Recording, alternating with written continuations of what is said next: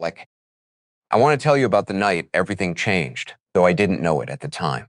It was just past midnight when my phone rang, and I already knew before I picked it up that it was going to be one of those calls.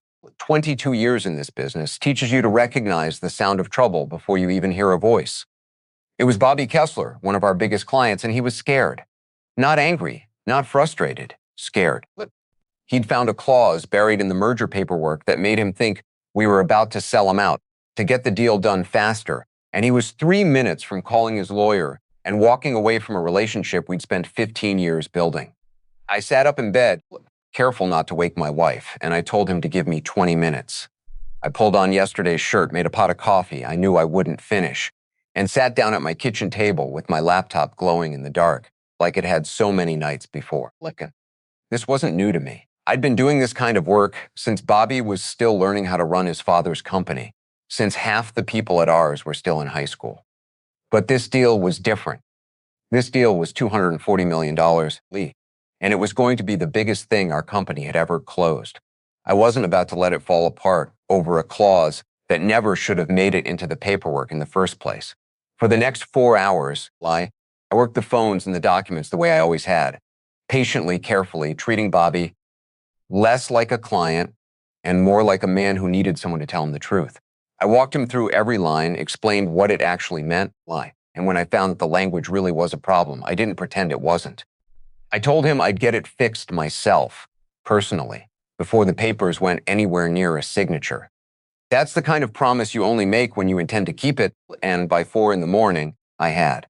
I'd rewritten the clause, gotten it reviewed, and gotten Bobby's trust back the same way I'd earned it 15 years before, by being straight with him when it would have been easier not to be. When I finally hung up the phone, the sky outside my kitchen window was still black, but I felt something I hadn't felt in a long time. Pride, maybe. Or just the quiet satisfaction of knowing I'd done the one thing I was actually good at. I hadn't slept. I hadn't eaten anything but half a sleeve of crackers. But the deal was going to close, Bobby was staying, and the company I'd helped build from a 2-room office into something that mattered was about to have its best year in history. I allowed myself about an hour of sleep on the couch, still in my clothes, before I had to get up and be at the office by 8:30 for what I thought was just a routine morning check-in. I want you to understand something about those 22 years because it matters for what comes later. I didn't start out at the top of anything. I started as a kid who was good with numbers and better with people, hired by a man named Walter Voss to help him build something out of almost nothing. 2 rooms above a printing shop, 1 secretary, and more ambition than either of us had any right to have. I gave up a chance to start my own firm to help him build that company instead, and I never regretted it. Not once, not even on the hardest days. Walter used to say I had a gift for knowing what people needed before they knew it themselves. I think that's true. I think it's the only real gift I've ever had. I also want you to know that I have a stake in that company. Not a large one, not compared to the family, but real, earned over 2 decades, written into an agreement Walter signed himself before he passed. I never thought much about that piece of paper. It sat in a drawer at home, the kind of thing you forget about because you never imagine you'll need it. I mention it now only because it's going to matter later, more than I could have guessed sitting in my kitchen that morning with my coffee. Going cold, and my mind already moving on to the next thing. By the time I walked into the building that morning, tired in the particular way that comes from caring too much about something, I had no idea that 6 minutes of traffic on the way in was about to become the excuse for the worst day of my professional life. I didn't know that the calm, ordinary meeting on my calendar wasn't going to be about the deal at all. I walked past the front desk, said good morning to the receptionist the way I always did, and headed for the conference room, still thinking about Bobby Kessler and whether I should call him again just to make sure he was feeling good about where things stood. I had no idea I was about to walk into a room where the biggest deal of my career and my career itself were about to be treated as 2 completely separate things. I got to the conference room at 8:36, 6 minutes past the hour, because a delivery truck had blocked the intersection 2 streets from the office, and there wasn't a single thing I could have done about it. I remember thinking it was a small thing, kind of detail that wouldn't even be worth mentioning by lunchtime. I was wrong about that, the way I was wrong about a lot of things that morning. When I opened the door, Adrian was already sitting at the head of the table, which was unusual in itself, because for years that had been my seat when it was just the two of us and something needed sorting out. Elaine Marsh was there too, off to the side, her laptop closed in front of her, her hands folded like she was waiting for something to start. I said, "Good morning," apologized for being late, mentioned the truck without making a big deal of it, and sat down across from Adrian the way I had 1,000 times before. He didn't smile. That was the first thing that told me something was wrong, because Adrian always smiled, even when he was about to deliver bad news, even when he was nervous. He'd learned that from me, actually, years ago, back when he was a teenager hanging around the office after school, watching his father and me work. This morning, there was no smile. There was just a folder in front of him that he hadn't opened yet, and a stillness in the room that felt wrong before a single word had been said. He told me the company was moving in a different direction. He said it exactly like that, the way people say things when they've rehearsed them and don't quite believe them themselves. I asked him what he meant, because 12 hours earlier, I had personally saved the biggest deal in the company's history, and nothing about that felt like it belonged in the same conversation as moving in a different direction. That's when he brought up the 6 minutes. He said punctuality mattered, that leadership required consistency, that he needed people around him he could count on to show up when they said they would. I remember looking at him for a long moment, waiting for him to laugh, waiting for this to turn into some kind of joke I wasn't in on. It didn't turn into anything. He meant it, or at least he was determined to act like he meant it. I looked over at Elaine, half expecting her to say something, to soften it, to remind Adrian that I'd been awake half the night closing the exact deal he was supposed to be thanking me for. She didn't say a word. She just watched me, the way you watch a door closing, calm and a little too patient. And something about that patience bothered me more than anything Adrian said. I asked him directly if this had anything to do with the deal, if there was some problem with what I'd done overnight, and he said no, the deal was fine, this was a separate matter. A separate matter. 22 years of work reduced to a separate matter, decided in a room I'd walked into thinking it was just another Tuesday. I didn't argue. I want you to understand that about me, because it matters for everything that comes after. I've never been a man who raises his voice to prove a point, and I wasn't going to start in that conference room, not with Elaine Marsh watching me like she was grading my reaction. I asked Adrian if he was certain this was what he wanted, and he said yes, though he wouldn't quite look at me when he said it. There's a particular kind of cowardice in a person who can't meet your eyes while they're ending something, and I saw it plainly on his face, even if I didn't understand yet what was really driving it. I stood up, buttoned my jacket, and told him I hoped he knew what he was doing. He didn't answer that either. Security walked me to my office, which was its own kind of humiliation, though the young man assigned to escort me looked more uncomfortable than I felt. I packed 22 years into one cardboard box, while people I'd trained, people I'd mentored, people I'd stayed late helping with their first big presentations, pretended very hard to be busy at their desks. Nobody looked up.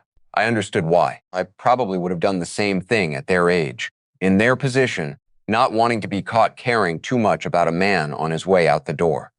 I taped the box shut myself, tucked the overnight deal memo into my coat pocket almost without thinking about it, and carried everything down to the parking garage alone. I stood there for a long time after that, longer than I want to admit, just holding that box and looking at a building I'd helped fill with people and purpose. I thought about calling my wife, but she'd been gone 3 years by then, and old habits like that don't leave you just because the person does. I thought about calling Bobby Kessler to tell him what happened, but something told me to wait, sit with it first before I let anyone else's reaction shape mine. What I kept coming back to, standing there in that gray concrete garage with the exhaust fans humming overhead, was the look on Elaine Marsh's face.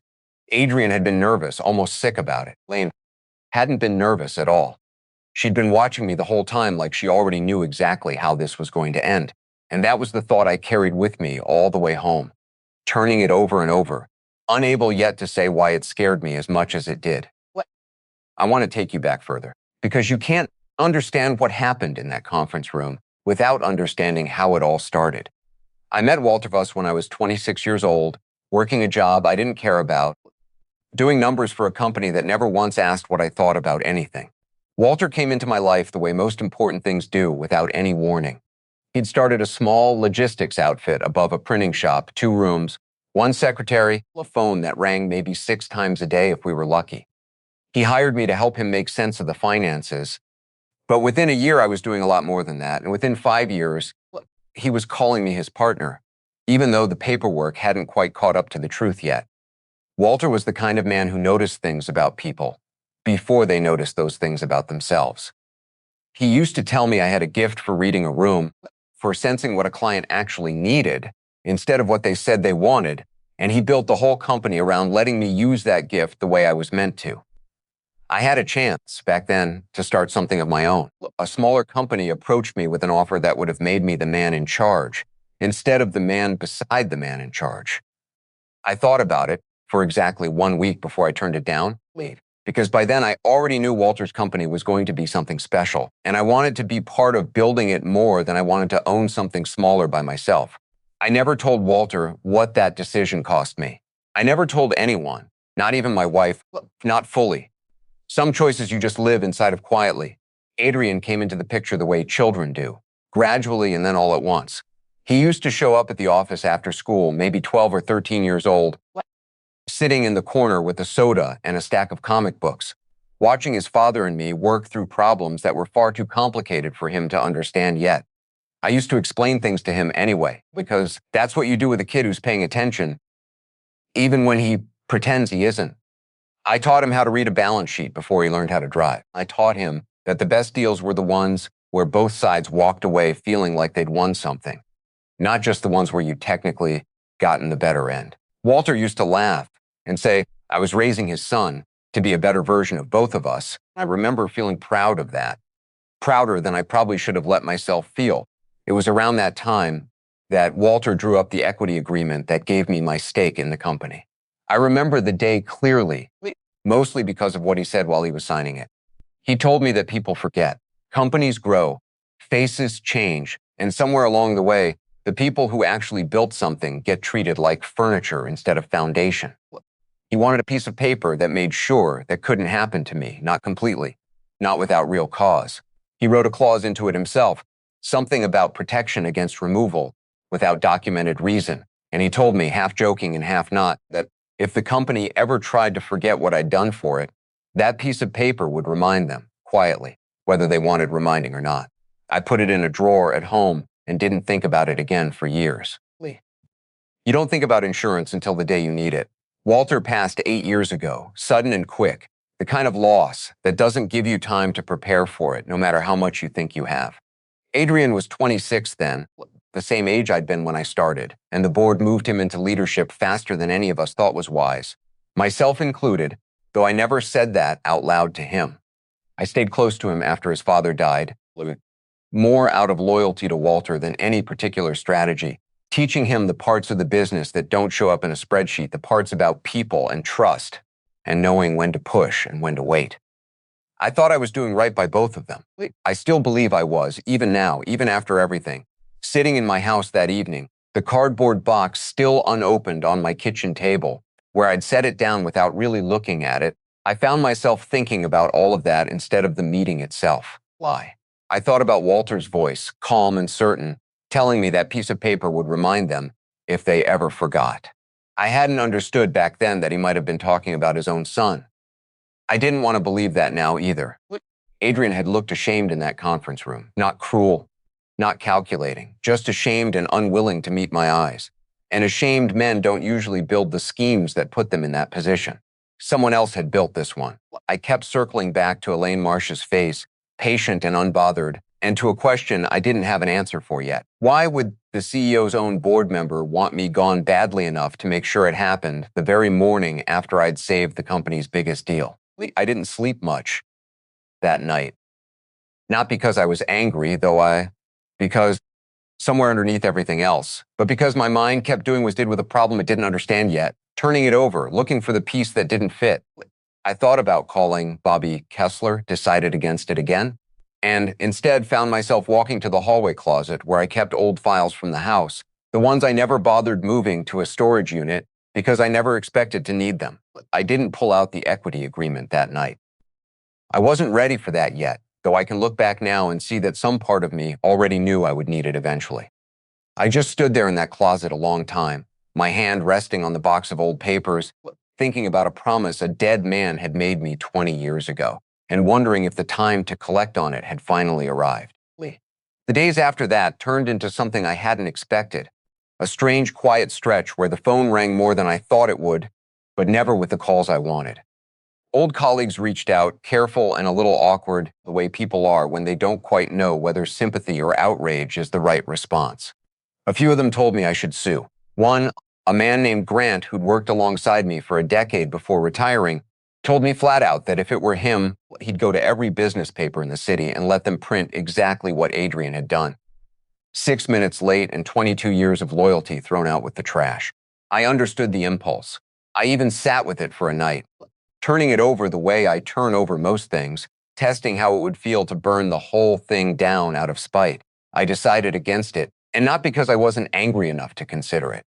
I decided against it because Walter Voss raised me in this business as much as he raised his own son, and Walter never once solved a problem by making the loudest noise in the room. He used to say that people who go public with their anger usually end up owning that anger for the rest of their lives, while the people who wronged them move on within a season. I didn't want to spend whatever years I had left being known as the man who got fired and screamed about it. I wanted, if I was going to do anything at all, to do it the way Walter would have respected, quietly, patiently, and only when I had something real to stand on. So instead of calling a lawyer or a reporter, I started doing what I'd always done best. I picked up a few small consulting projects, nothing that competed with Voss Logistics, nothing that would look like retaliation to anyone watching. I helped a mid-sized freight company sort out a contract dispute. I sat down with a young woman starting her own brokerage and spent an afternoon teaching her the same things I'd once taught Adrian in that corner office above the printing shop. It felt good, honestly, in a way I hadn't expected. It reminded me that the gift Walter always talked about hadn't been fired along with me. It was still mine. Nobody could take that out of a cardboard box. About 2 weeks in, I got a call I wasn't expecting from a number I recognized but hadn't heard from in a while. It was Priya Nair, one of the junior analysts I'd trained myself, sharp as anyone I'd worked with in years. The kind of young person who reminds you why you got into this business in the first place.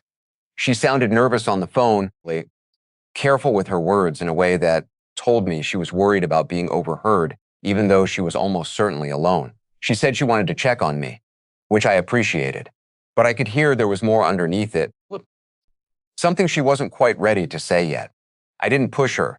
I've learned that people tell you the truth when they're ready to, not when you ask for it.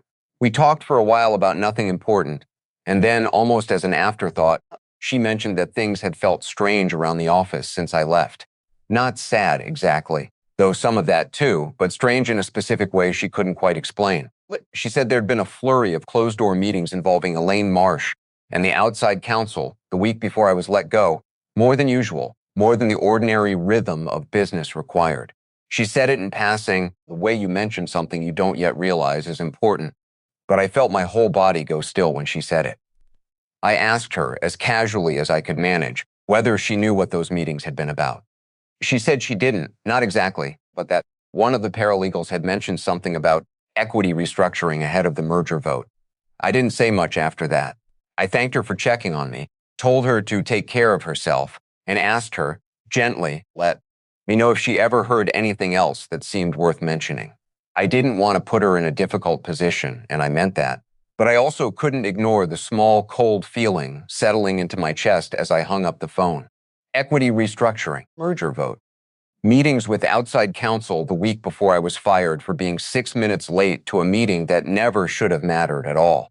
I sat at my kitchen table for a long time that night, the same table where I'd worked through Bobby Kessler's crisis at 4 a.m, and I finally reached for the phone book of old files in my hallway closet. I found the overnight memo first, still folded in the coat pocket where I'd tucked it without thinking on the worst morning of my professional life. I set it on the table like it was evidence, though I wasn't sure yet what it was evidence of. Then I found the equity agreement, the one Walter had signed with me all those years ago, the one with the clause he'd written himself about protection against removal without documented cause. I hadn't read it closely in probably 15 years. I read it twice that night, slowly, the way you read something when you suspect it might matter more than you ever imagined it would. By the time I finished, it wasn't anger I was feeling anymore. It was something steadier than that, something closer to purpose. Lie. Someone wanted my stake in this company badly enough to orchestrate my removal, and whoever they were, they'd made one mistake in doing it. They'd assumed I would either fight loudly or disappear quietly. They hadn't counted on me simply waiting, patient as a locked door, until I understood exactly what I was dealing with.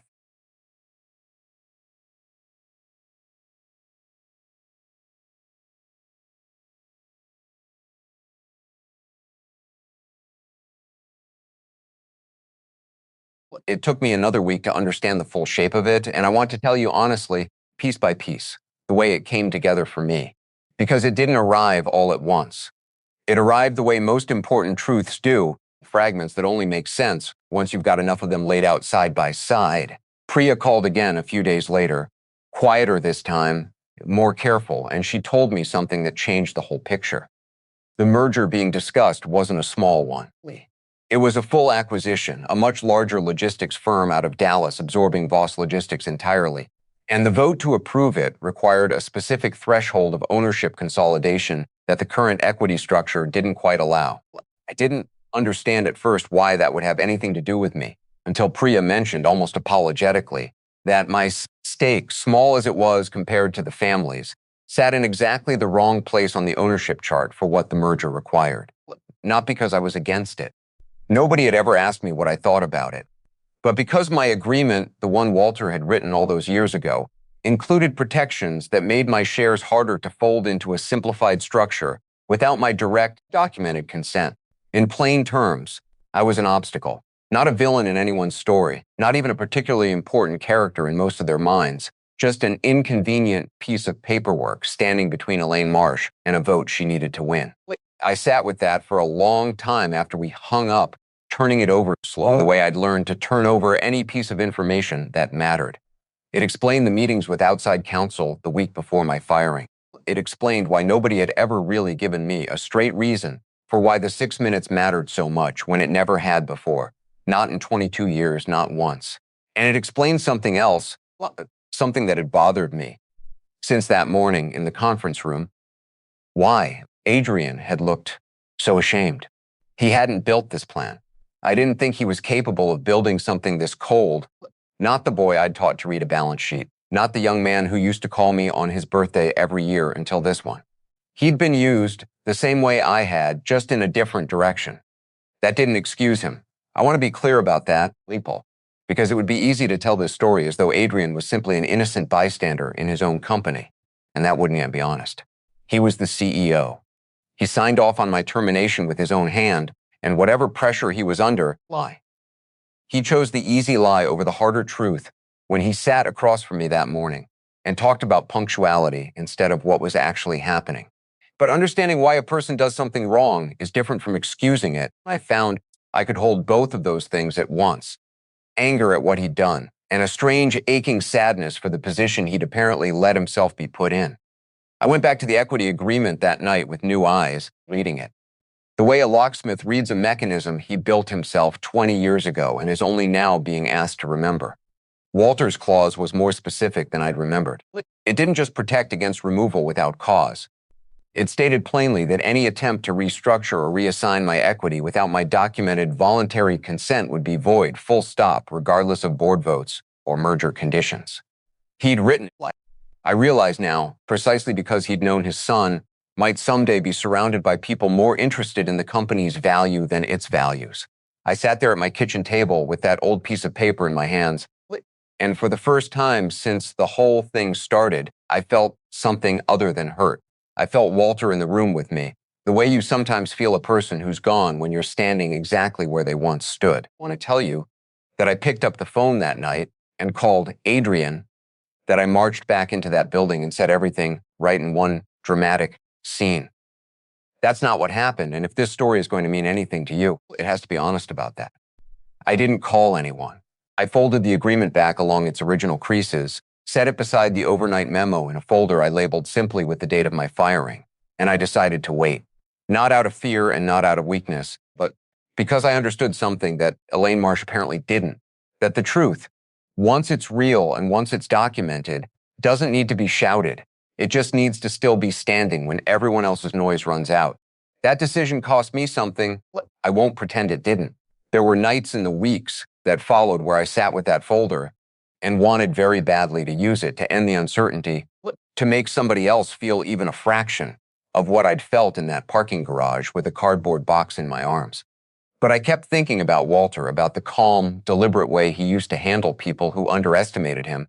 And I understood that if I wanted this to end the way it should, the way that actually honored what he'd built, I had to let it happen on its own time. What I didn't know yet, sitting there with my folder and my quiet resolve, was how much strain that company was about to come under without me in the room to hold certain things together, and how soon I was going to get a phone call that would test every ounce of patience I'd just promised myself I was going to have. The first sign that something was cracking came almost a month later, and it came, fittingly, through Bobby Kessler. I hadn't spoken to him since the night I saved his deal, mostly out of a stubborn kind of pride, not wanting him to think I was calling to complain about my situation or angle for sympathy from a client I no longer technically had any claim to. But Bobby called me, not the other way around, a Thursday afternoon, while I was sitting in my kitchen going over some paperwork for the freight company I'd been consulting for. He didn't waste time on pleasantries. He asked me straight out if I still worked for Voss Logistics, and when I told him no, told him plainly what had happened. There was a long silence on the other end of the line that told me more than words could have. He said the new person handling his account, a capable young man named Marcus, who I'd actually helped train, kept treating their relationship like a transaction instead of what it had always been. Bobby wasn't angry about the quality of the work, exactly. He was unsettled by the absence of something he couldn't quite name, and I understood exactly what that something was, because it was the same thing I'd spent 22 years building into every relationship the company had. Trust isn't a line item. You can't hand it off in a transition memo. Bobby told me he was starting to have real doubts about staying with the company through the merger, and I felt a complicated knot form in my chest, because some small human part of me was glad to hear it. The larger part of me genuinely didn't want to see the company Walter built come apart at the seams, even after everything. I told Bobby the truth, which was that Marcus was a good analyst and would learn, given time, but that some things simply took longer to build than a merger timeline was going to allow. I didn't tell him about the equity agreement, or Elaine Marsh, or any of what I'd pieced together. That wasn't his business, and dragging him into it wouldn't have served anyone, least of all him. We talked for a while longer about nothing important, the way old friends do when the real conversation has already happened underneath the small talk. And when we hung up, I sat at my table for a long time thinking about how strange it was to be worried for a company that had thrown me out with a cardboard box. Priya called again a week after that, and this time she didn't sound careful. She sounded tired, the particular exhaustion of someone caught in the middle of something they didn't create and couldn't fix. She told me the due diligence process for the merger had hit a snag, but the outside legal team reviewing the ownership structure had flagged something in the equity documentation that nobody on the current team seemed able to explain. She didn't know the details. That information was well above her level. But she said Elaine Marsh had been in a foul mood for days, and that there'd been a closed-door meeting between Elaine and Adrian that had gone on for almost 3 hours, longer than anyone could remember a meeting between the two of them lasting before. I felt my pulse pick up a little when she told me that, though I kept my voice steady, the way I always had, the way Walter taught me to keep it, even when everything underneath was moving fast. I asked her gently whether she'd heard my name mentioned at all in connection with any of it, and she hesitated before saying that she had once in passing, though she didn't know the context. That was enough for me. I thanked her again, told her to be careful not to put herself in a difficult position on my account, and hung up the phone with my hands not quite steady, though not from fear. From something closer to recognition, the clause was surfacing on its own, exactly the way Walter had built it to, without me having to lift a finger or say a single word to anyone. I found myself, in the days after that call, thinking a great deal about Adrian, more than I expected to. I pictured him in that 3-hour meeting being told for the first time, probably, that the firing he'd been talked into 6 months earlier wasn't the clean, simple decision he'd been led to believe it was. I wondered if he felt sick the way I had felt sick standing in that parking garage, except his sickness would be a different kind, the kind that comes from realizing you let someone use your name to do something you wouldn't have chosen on your own. I didn't feel sorry for him, not exactly, not yet. But I felt something adjacent to it, something Walter would have recognized immediately. Because Walter never let himself hate anyone completely, not even people who deserved it. What I didn't expect, sitting with all of that in the quiet of my kitchen, was how close the whole thing was about to come to collapsing entirely. Not just the merger, but the company itself, one I'd spent half my life building alongside a man who wasn't here anymore, to see what was happening to it. Bobby Kessler, I would learn just a few days later, wasn't the only client having doubts. He was simply the first one to call me directly instead of quietly walking away. And when he finally did make his decision known to Voss Logistics, it was going to force a reckoning that no amount of careful meetings or closed doors was going to be able to contain. The call came on a Tuesday morning. Though it wasn't Bobby calling me this time, it was Priya, and her voice had a different quality to it entirely, tight and quick in a way I hadn't heard from her before. She told me Bobby Kessler had informed the company in writing that he was pulling his account unless there was a serious change in how it was being managed, and that his letter had specifically referenced wanting to work with someone who actually understood the relationship, someone with history. He hadn't used my name outright, she said, but everyone in that building who read the letter knew exactly who he meant, and the effect on the office had been immediate. Adrian had gone pale reading it in a meeting, she said, and Elaine Marsh had left the room without a word. Bobby's account wasn't just significant, it was foundational, the kind of long-term relationship that lenders and merger partners look at when they're deciding whether a company's client base is stable or fragile. Losing it in the middle of due diligence wasn't a minor inconvenience. It was the kind of thing that could unravel the confidence of the entire deal, and everyone in that building understood it the moment Bobby's letter landed on the right desk. I sat with that information for a while after Priya and I hung up, feeling the strange, uncomfortable mixture of vindication and worry that had been building in me for weeks now. Part of me had wanted exactly this, some proof that the company couldn't simply replace what I'd built as easily as Adrian seemed to believe it could. But another part of me, the part Walter had spent years shaping, didn't want to watch it all come apart out of spite, mine or anyone else's. 2 days later, Priya called again, and this time what she told me made the whole picture snap into focus in a way it hadn't before. The due diligence lawyers, still digging through the ownership documentation to understand the client instability the board was suddenly panicking about, had connected Bobby's letter to a deeper question about who actually held relationship equity in the company, which had led them right back to the same file they'd flagged weeks earlier, my old agreement with Walter. Elaine, apparently, had tried to have that file quietly set aside, told the lawyers it was outdated and irrelevant, left over from a different era of the company that didn't need to hold up the current process. But one of the junior lawyers, more thorough than Elaine had accounted for, had already made copies and circulated them before she could contain it.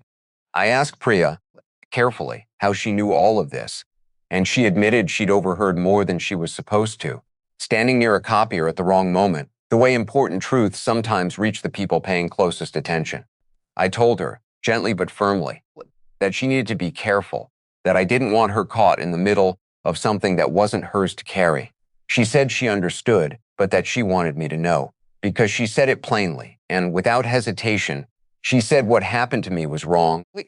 She wasn't going to pretend she didn't see it clearly, just because it might be easier to look away.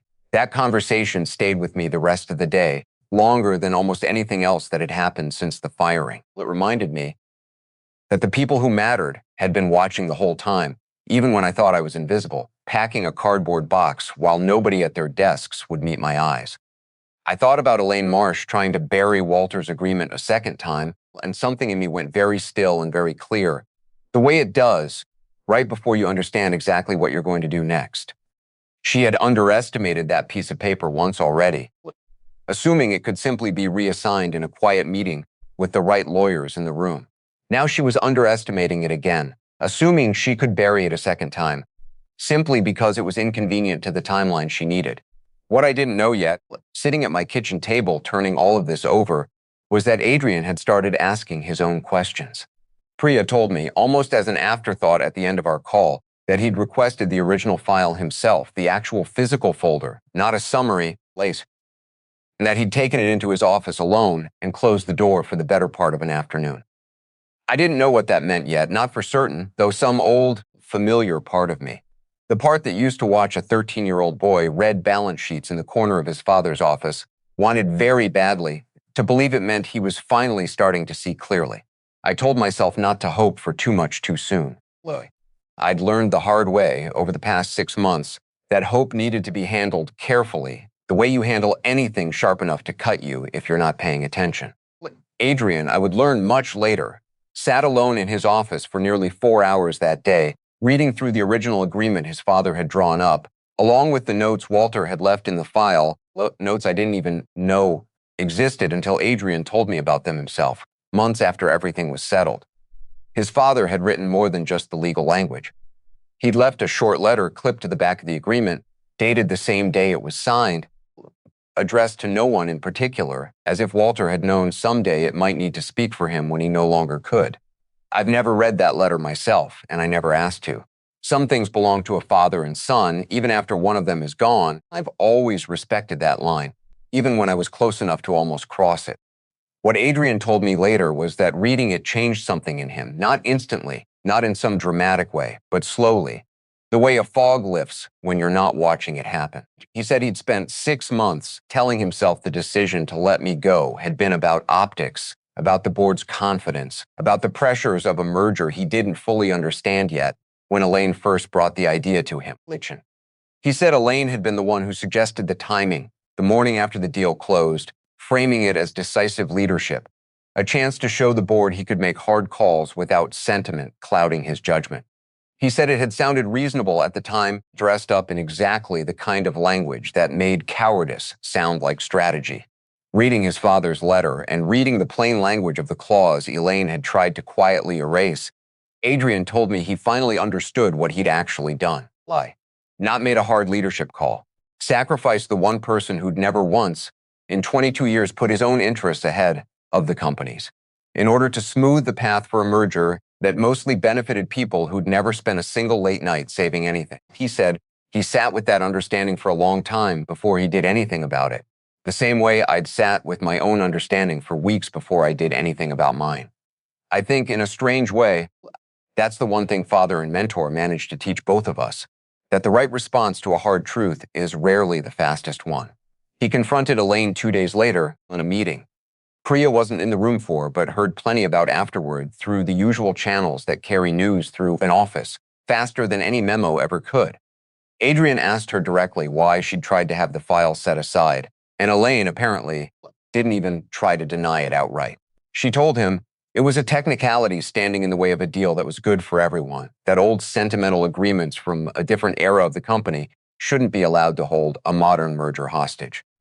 Adrian asked her, according to what I was told, whether she'd known the clause existed before she'd suggested firing me, and when she didn't answer quickly enough, he had his answer anyway.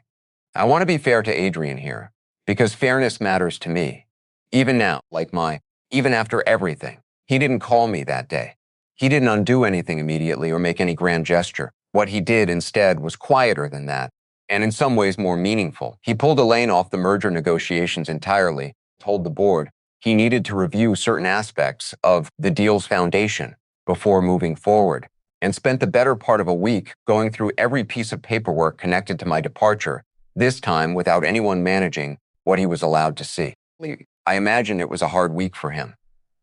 I imagine there were moments he wanted to call me and apologize immediately, just to make the discomfort stop, the way people often do when guilt gets too heavy to carry alone.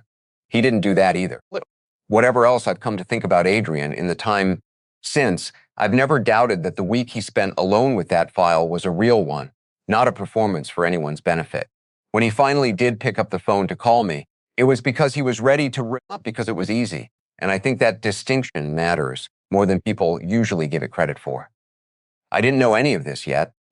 Sitting in my kitchen on an ordinary evening exactly 6 months to the day, after I'd carried a cardboard box out of a building I'd helped build from 2 rooms above a printing shop. I just knew my phone rang, and I recognized the number for the first time in 6 months. I let it ring twice before I picked it up. Let it ring a second time, not because I wanted him to wait, but because I needed those extra few seconds myself to settle whatever was rising up in my chest before I answered. When I finally picked up, I kept my voice even, the way I always had, the way that had served me well in every difficult conversation I'd ever had in this business. I said his name, nothing more, and waited. There was a pause on his end, longer than I expected, and when he finally spoke, his voice sounded different than it had in that conference room 6 months earlier. Smaller, maybe. Or just more honest, the way voices sometimes get when the person behind them has finally stopped performing for an audience.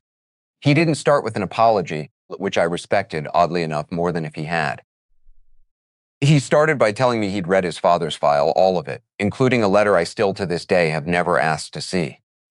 He told me he understood now what had actually happened 6 months ago, that it hadn't been about 6 minutes or punctuality or leadership optics, but it had been about clearing an obstacle out of the way of a merger that mattered more to some people in that building than the man who'd helped build the entire foundation they were standing on. He said he was sorry, finally, plainly, without the careful language people use when they're more worried about how an apology sounds than whether it's true.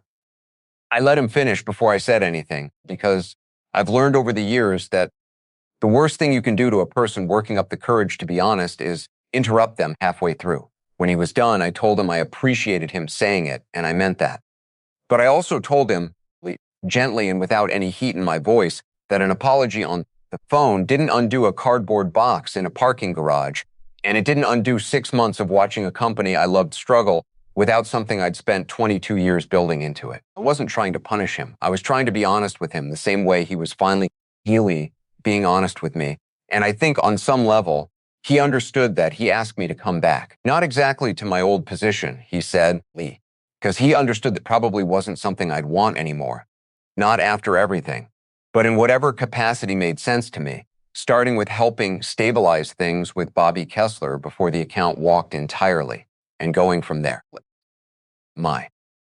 I sat with that for a moment, looking out my kitchen window at the same view I'd been looking at for 6 months, thinking about Walter, about the clause he'd written into that agreement all those years ago, about the letter he'd left for a son he must have suspected, even then, might need protecting from people more interested in the company's value than its soul. I told Adrian I'd think about coming back, but that if I did, it would be on my terms, not out of gratitude for being asked, and not as a favor to a company that had thrown me out without so much as a real conversation. I told him I wanted the equity restored, fully, exactly as Walter had written it, with nothing renegotiated or softened to make it easier for anyone else to swallow. I told him I wanted Elaine Marsh's role in what happened to me acknowledged formally to the board, not swept quietly into a personnel matter that disappeared without anyone outside that room ever understanding what had actually occurred. And I told him, last of all, if I came back, it wouldn't be as an employee reporting to a CEO. It would be as a partner, the way Walter had always intended it to be, the way it should have been all along if certain people hadn't decided a piece of paper was inconvenient. There was a long silence on the other end of the line after I said all of that, long enough that I wondered if I'd asked for too much, if I'd pushed a door shut that had only just cracked open. But when Adrian finally spoke again, his voice had steadied into something that reminded me, for just a moment, of his father, not the boy reading comic books in the corner of an office anymore, but someone starting to understand what it actually meant to lead people instead of just manage them. He said yes. He said he'd bring it to the board himself, everything, exactly as I'd laid it out, and that he owed it to his father, and to me, and honestly to himself, to do it right this time instead of taking the easy way through it. I hung up the phone that night and sat in my kitchen for a long time afterward, not quite ready to celebrate, but feeling, for the first time in 6 months, like the waiting had finally been worth something. The board meeting happened 2 weeks later, and though I wasn't in the room for most of it, Priya gave me a call that evening with a full account, her voice carrying something I hadn't heard from her before, a kind of quiet triumph, the sound of someone who'd watched a wrong finally get set right. Adrian had stood up in front of every member of that board, including 2 men who'd known his father personally for decades, and laid the whole thing out plainly. He didn't soften it. He told them about the merger pressure, about Elaine's suggestion to remove me the morning after I'd saved the company's biggest deal, about the file she'd tried to have quietly set aside when the lawyers first flagged it. He told them what his father had written, word for word, and he told them, in front of everyone, that he'd been wrong to let it happen, and that he intended to make it right. Elaine Marsh didn't survive that meeting, not in any position of consequence. The board didn't need much convincing once the full picture was laid out in front of them, especially once the outside counsel confirmed that her attempt to bury the equity documentation had been deliberate, not an oversight. She resigned before they could formally remove her, which I understood in a distant sort of way, without feeling much of anything about it either way. I'd spent 6 months waiting for the truth to surface on its own, and now that it had, I found I didn't need to watch her fall to feel like justice had actually happened. The truth standing plainly in that boardroom was enough. I came back to Voss Logistics on a Wednesday morning, 3 weeks after that phone call, and I want to tell you honestly that I felt more nervous walking through those doors than I had on the morning I was fired. I carried a small box with me, the same size as the one I'd carried out, though this one held almost nothing. A coffee mug, a framed photo of my wife, a couple of books I'd never gotten around to reading. Adrian met me at the front desk himself, which surprised me, and he shook my hand the way you shake the hand of someone you respect rather than someone you're managing. He walked me back to an office that wasn't my old one. It was Walter's old office, the one that had sat mostly unused since his passing, and Adrian told me, a little sheepishly, that it only seemed right. The overnight memo from that 4 a.m. phone call is framed now, hanging on the wall of that office, not as some kind of trophy, but as a reminder, the way Walter always intended that agreement to be: quiet, patient, waiting to matter again if it ever needed to. Bobby Kessler stayed with the company, and I sat down with him myself the following week, over coffee, the same way we'd sat down together 100 times over 15 years, and told him honestly what had happened, all of it, because he deserved that much from a relationship built on nothing else but honesty. He listened, shook his head slowly, and told me he'd known something was wrong the whole time. That a company doesn't lose a person like me over 6 minutes without something uglier sitting underneath it. Adrian and I talk more now than we did even before all of this happened. Strange as that sounds. There's something different in the way he listens now, something that reminds me less of the nervous young CEO in that conference room and more of the boy who used to sit in the corner of his father's office, paying closer attention than anyone gave him credit for. I don't think he'll ever fully forgive himself for those 6 months, and I've told him more than once that he doesn't need my forgiveness to move forward, only his own honesty about what happened and why. I believe he's carrying that honestly now in the decisions he makes, in the way he handles the people under him, in the care he takes not to let convenience dress itself up as leadership ever again. I think about Walter often these days, more than I have in years, usually in that office, usually late in the afternoon, when the light comes through the window at the same angle it used to, when he'd sit behind that same desk working through a problem with me at his side. I understand now what he meant all those years ago, signing that agreement and telling me people forget that companies grow away from the people who built them if nobody protects against it. He wasn't just protecting me that day. He was protecting the company from ever fully becoming something he wouldn't have recognized. And in the end, that quiet piece of paper did exactly what he built it to do, reminding everyone, gently but unmistakably, of what actually holds a company like this together. Not mergers, not board votes, just the people who show up at 4 a.m. because someone needs them and stay long after anyone thinks to say thank you.